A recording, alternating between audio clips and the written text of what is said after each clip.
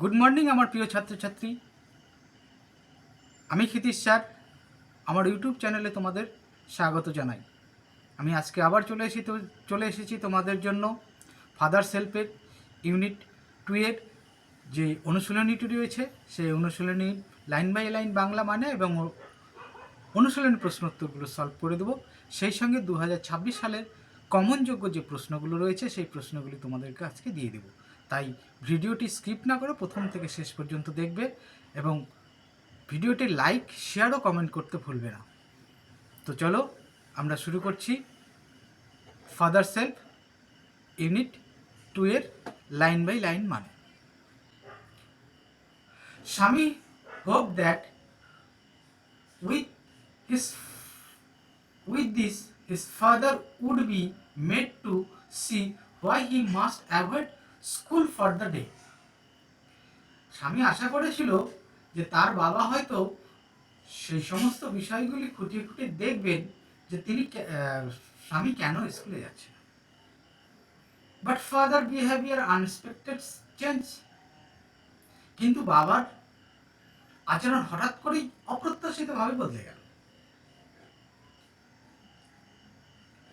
He propose to send a letter with স্বামী two the headmaster. তিনি প্রস্তাব দিলেন যে স্বামীর হাতে করে প্রধান শিক্ষকের কাছে একটি চিঠি পাঠাবে। No amount of protest from Swami would make change his mind. Swami যতই আপত্তি করুক না কেন তাতে তার বাবার সিদ্ধান্ত বদলায়।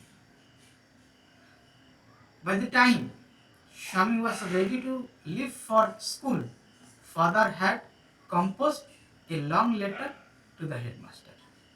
স্বামী যখন স্কুলের জন্য তৈরি হচ্ছিল তখন তার বাবা হেডমাস্টারের জন্য একটা লম্বা চিঠি লিখে ফেললেন।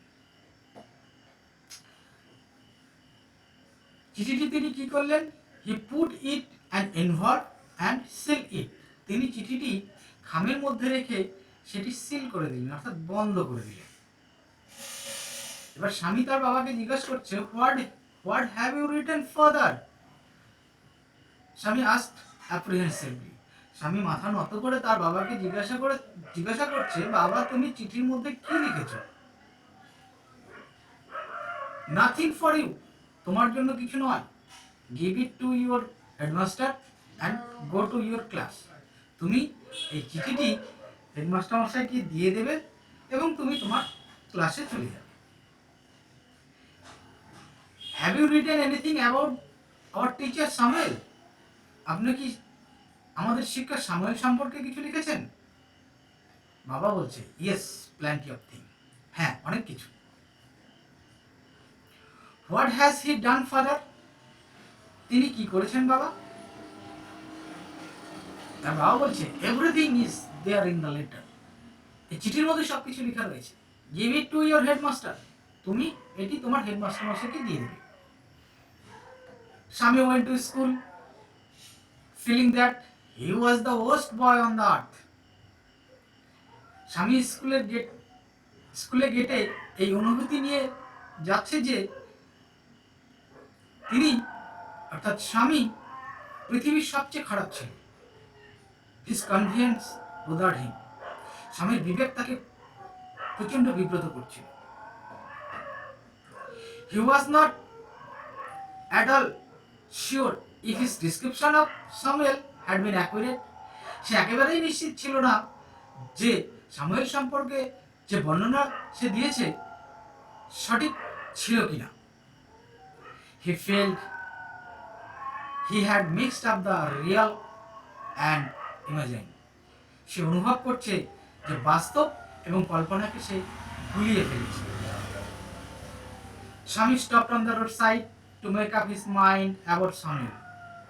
সামুয়েল সম্পর্কে সিদ্ধান্ত নেওয়ার জন্য স্বামী কি করলো? রাস্তার পাশে দাঁড়িয়ে গেল। Samuel was not such a bad man after all. শেষ পর্যন্ত স্বামী এতটা খারাপ মানুষ ছিল না।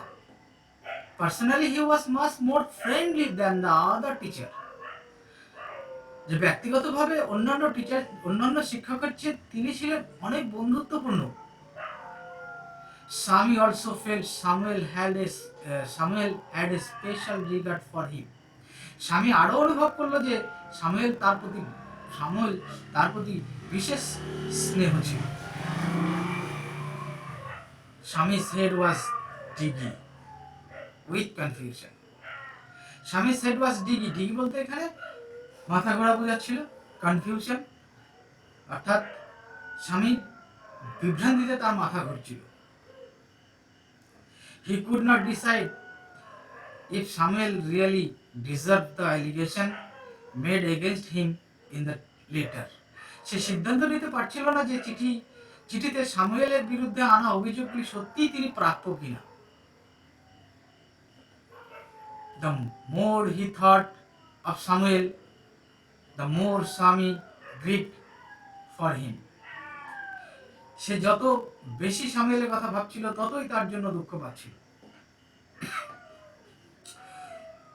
To recall Samuel's dark face, his thin moustache, unshaven cheek, and yellow coat filled Swaminathan with sorrow. সামুয়েলের কালো মুখ, পাতলা গোপ, না কাটা গাল এবং হলুদ কোটের কথা মনে পড়তেই স্বামীনাথনের মন দুঃখে ভরে উঠল। এই ছিল আমাদের অনুশীলনী, অর্থাৎ এক্সারসাইজ। এর মধ্যে আমি আরেকটা জিনিস বলে দিইনি, তোমাদের যে ডিফিকাল্ট ওয়ার্ডগুলি ছিল সেগুলো আমার বলে দেওয়া কর্তব্য ছিল, আমি এখন সেগুলো বলে দিচ্ছি।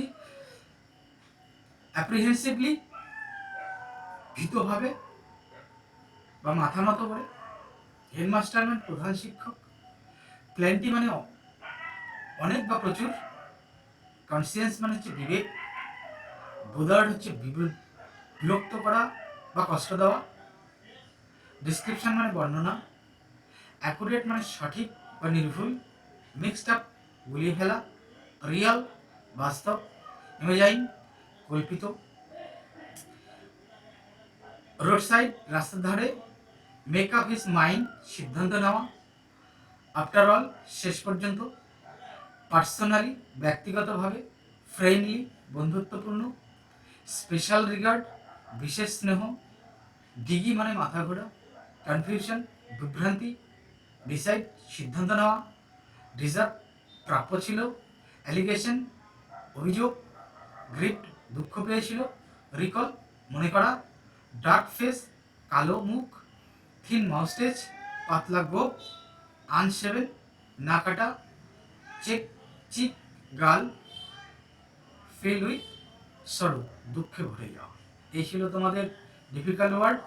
এবারে আমি চলে আসছি অনুশীলনী প্রশ্ন উত্তরে। অনুশীলনী প্রশ্ন উত্তরের প্রথমে রয়েছে 4-এর চুজ দ্য কারেক্ট অল্টারনেটিভ।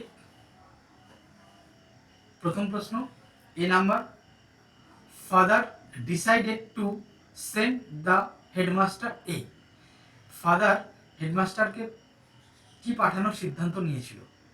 উত্তর হবে লেটার। আমি অপশনগুলো বলে দিচ্ছি না, অপশনগুলো তোমরা খাতায় লিখে নেবে। পরের প্রশ্ন, while going to school স্বামী was bothered by। যখন স্বামী স্কুলে যাচ্ছিল তখন কি তাকে বিব্রত করছিল? উত্তর conscience. The colour of Samuel's coat was. সামুয়েলের কোটের কালার কি ছিল? ইয়েলো। Correct answer yellow. পরে 5 নম্বরে চলে আসছি, complete the following sentence. Father's behaviour took an. Underline অর্থাৎ সেন্টেন্সটা কি দিয়ে পূরণ করব? Unexpected turn. Swami went to school feeling, কি অনুভব করছিল? উত্তর that he was the worst boy on the earth. পরের প্রশ্ন, Swami stopped on the road side, কেন দাঁড়িয়েছিল? Make up his mind about Samuel. পরের প্রশ্ন 6, answer the following question. A number, where did father put the letter? Answer, father put the letter in an envelope and seal it. পরের প্রশ্ন B, what did Swami fail to decide about Samuel? Swami fail to decide whether Samuel really deserved the allegation made against him? পরের প্রশ্ন, how did Samuel look? Samuel কেমন দেখতে ছিল? Samuel had a dark face, thin moustache, unshaven cheek and wore a yellow coat. এই ছিল তোমাদের অনুশীলনী প্রশ্ন উত্তর। এইবার যে আমরা গুরুত্বপূর্ণ বিষয়ে যাচ্ছি, যেগুলো তোমরা খুব ভালো করে করে রাখবে, কারণ এই ইউনিট থেকে যদি তোমাদের প্রশ্ন হয় তবে এই সমস্ত প্রশ্নগুলো তোমাদের অবশ্যই আসবে। তোমরা খুব ভালো করে এই প্রশ্নগুলো খাতায় তুলে রাখো। প্রথমে আমি আসছি ফিল ইন দ্য ব্ল্যাঙ্কসে 2026 সালের সাজেশনের ফিল ইন দ্য ব্ল্যাঙ্কস। প্রথম question, father's behaviour took an answer unexpected turn. পরে Swami felt he was the blank on the earth. Worst boy, উত্তর ওর্স্ট বয়। পরের প্রশ্ন 3 নম্বর, Swami stopped on the road side to answer make up his mind about Samuel.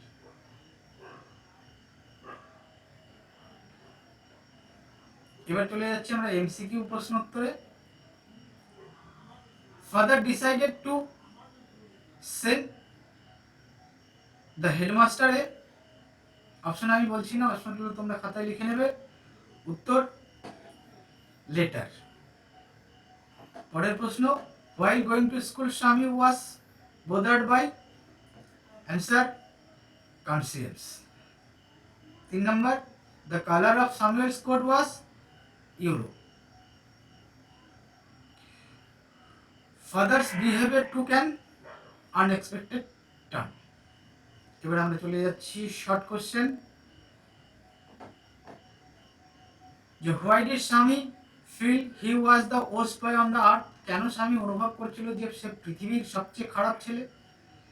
Answer, স্বামী felt he was the worst boy on the earth because he thought he had wrongly complained about Samuel and caused trouble for him. স্বামী নিজেকে পৃথিবীর সবচেয়ে খারাপ ছেলে মনে করেছিল কারণ সে ভাবছিল সে সামুয়েল সম্পর্কে ভুল অভিযোগ করেছে। 2 নম্বর, what did father write in the letter? বাবা চিঠির মধ্যে কি লিখেছিল? Father, answer, father wrote many complaints against Samuel in the letter. বাবা চিঠিতে সামুয়েলের বিরুদ্ধে অনেক অভিযোগ লিখেছিলেন। পরের প্রশ্ন, why was Shami's conscience troubled? Shami's conscience was troubled because he was not sure whether his description of Samuel was correct.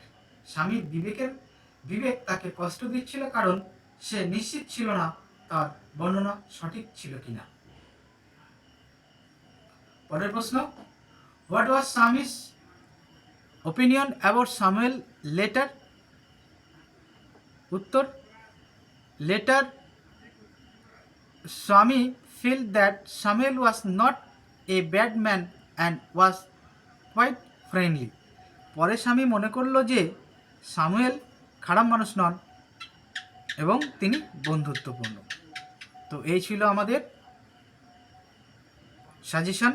এই সাজেশনগুলি তোমরা খুব সুন্দর, শুধু সাজেশন নয়, সমস্ত প্রশ্নের উত্তরগুলি তোমরা খাতায় সুন্দরভাবে লিখে নেবে এবং প্র্যাকটিস করতে থাকবে, তাহলেই তোমরা ভালো রেজাল্ট করতে পারবে। আরও তোমাদেরকে বলছি, আমি তোমাদের সমস্ত সাজেশন একের পর এক দিয়ে যাব।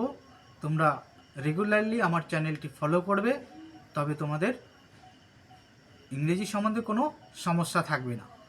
আরও কিছু যদি তোমাদের সমস্যা থেকে থাকে, যেমন লেটার, প্যারাগ্রাফ, এই সমস্ত কিছু তোমাদের প্রয়োজন থেকে থাকে, তোমরা আমার চ্যানেলের কমেন্ট বক্সে অবশ্যই কমেন্ট করবে। তোমরা যে প্রশ্ন কমেন্ট করবে আমি সেই প্রশ্নের উত্তর এইরকম পিডিএফ আকারে তোমাদেরকে দিয়ে দিব। তোমরা সুন্দর করে খাতায় লিখে নেবে এবং প্র্যাকটিস করবে, যাতে করে তোমরা ভালো রেজাল্ট করতে পারো, এটি আমি কামনা করি। তবে চলো শেষ করছি আজকের ভিডিও। যাওয়ার আগে বলে যাই, আমার চ্যানেলটি তোমরা সাবস্ক্রাইব করে রাখবে, আর তোমরা সাবস্ক্রাইব করলে আমি আরও উদ্বুদ্ধ হব তোমাদের প্রশ্ন উত্তর দেওয়ার জন্য। তবে রাখছি।